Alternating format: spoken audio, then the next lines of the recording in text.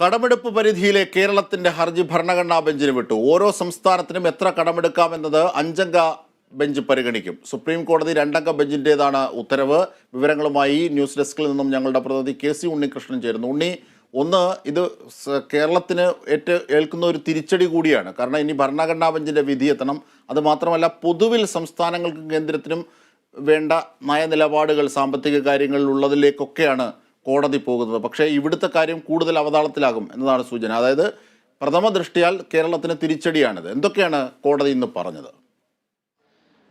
അജിംഷാദ്, കേരളത്തിന്റെ കടമെടുപ്പിൽ കേന്ദ്രം ഇടപെടുന്നു, അനധികൃതമായി ഇടപെടുന്നു, അതോടൊപ്പം തന്നെ കൈകടത്തൽ നടത്തുന്നു തുടങ്ങിയ കാര്യങ്ങളെല്ലാം തന്നെ ഉന്നയിച്ച് നൽകിയ ഹർജിയാണ് ഇപ്പോൾ ഭരണഘടനാ ബെഞ്ചിന് വിട്ടിരിക്കുന്നത്. ഈ ഹർജിയിൽ നേരത്തെ ഹർജി കോടതിയുടെ പരിഗണനയ്ക്ക് വന്ന സമയത്ത് തന്നെ ഇതിൽ ചർച്ചകൾ നടത്തി തീരുമാനമെടുക്കാം, സംസ്ഥാനവും കേന്ദ്രവും തമ്മിൽ ചർച്ചകൾ നടത്തി തീരുമാനം എടുത്തുകൂടെ എന്ന് കോടതി ചോദിച്ചിരുന്നു. പിന്നീട് ആ ചർച്ച ഫലം കാണാതെ വന്നതോടെ കോടതി ഇടപെടലുണ്ടാവുകയും പിന്നീട് ഒരു 13,000 കോടി രൂപ സംസ്ഥാനത്തിന് അനുവദിക്കുന്ന സാഹചര്യം ഉണ്ടായി. ആ രീതിയിൽ ചർച്ചകളെല്ലാം തന്നെ നടന്നിരുന്നു. എന്നാൽ പോലും ഇന്ന് ഈ ഹർജി പരിഗണിച്ചപ്പോൾ ഇതിലൊരു ഇടക്കാല ഉത്തരവ് ഉണ്ടാകുമെന്നാണ് പ്രതീക്ഷിച്ചത്. അതോടൊപ്പം തന്നെ ഒരു അനുബന്ധമായി തന്നെ ഒരു 10,000 കോടി രൂപ കൂടി കടമെടുക്കാൻ അനുവദിക്കണമെന്ന ഒരു ഹർജി കൂടി ഉണ്ടായിരുന്നു. അതിൽ ആ ഹർജിയിൽ കോടതി ഇടപെട്ടില്ല, അതിൽ തീരുമാനമായില്ല എന്നാണ് ലഭ്യമാവുന്ന വിവരം. എന്തായാലും കേരളത്തിന്റെ ഹർജി ഇപ്പോൾ ഭരണഘടനാ ബെഞ്ചിന് വിട്ടിരിക്കുകയാണ്. ഈ അനുബന്ധമായി നൽകിയ മറ്റൊരു ഹർജി, അതായത് അടിയന്തരമായി കടമെടുക്കാൻ അനുവദിക്കണമെന്ന് 10,000 കോടി രൂപ കൂടി കടമെടുക്കാൻ അനുവദിക്കണമെന്ന ആ ഈ ഹർജിയിൽ കോടതി ഇടപെട്ടില്ല എന്നാണ്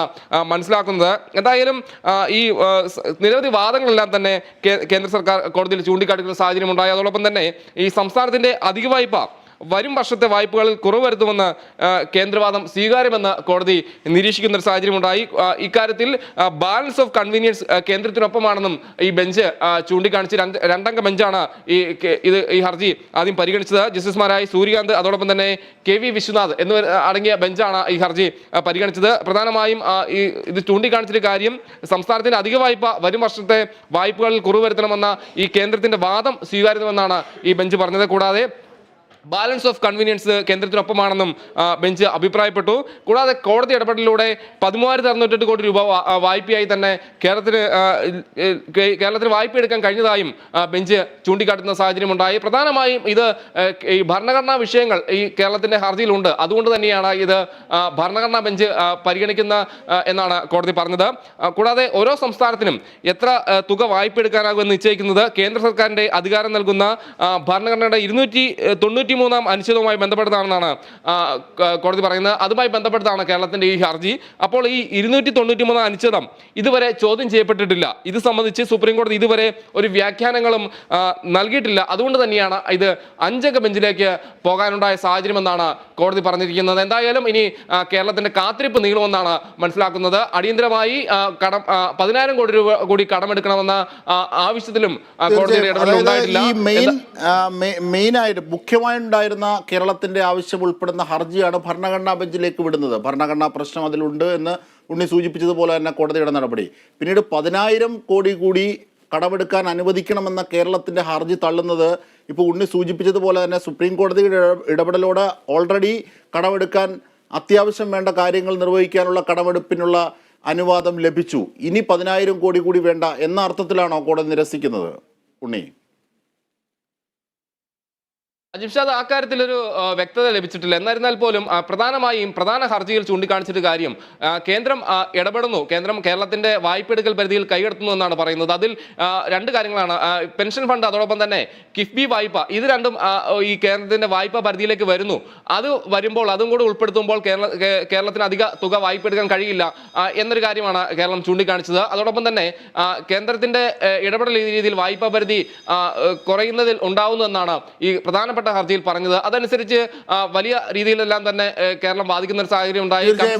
ഉണ്ണി, അപ്പോ സ്വാഭാവികമായും ക്ഷേമ പെൻഷൻ അടക്കം ഉള്ളവ മുടങ്ങുന്ന ഒരു സാഹചര്യമുണ്ട്. സംസ്ഥാനത്തിന് വലിയ പ്രതിസന്ധി സാമ്പത്തികമായുണ്ട്. ട്രഷറി തന്നെ അടച്ചിടാതെ മുമ്പോട്ട് പോകുന്നതിൽ ഉണ്ടാകുന്ന ഒരു ബുദ്ധിമുട്ടൊക്കെ നാം അനുഭവിക്കുന്നതാണ് പല മേഖലകളിലും.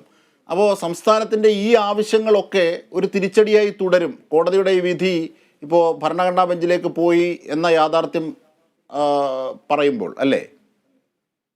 തീർച്ചയായും അതിൽ രണ്ട് കാര്യങ്ങളാണ്. ഒന്ന്, ഈ കേന്ദ്രത്തിൽ നിന്ന് കേന്ദ്ര വിഹിതം ലഭിക്കുന്നില്ല എന്ന് സംസ്ഥാനം നേരത്തെ പറഞ്ഞിരുന്നു. അത് ക്ഷേമ പെൻഷൻ അടക്കമുള്ള ക്ഷേമ പ്രവർത്തനങ്ങൾക്കടക്കമുള്ള കാര്യങ്ങളെല്ലാം തന്നെ വലിയ രീതിയിൽ തന്നെ പ്രതികൂലമായി ബാധിക്കുന്ന സാഹചര്യം ഉണ്ടായി.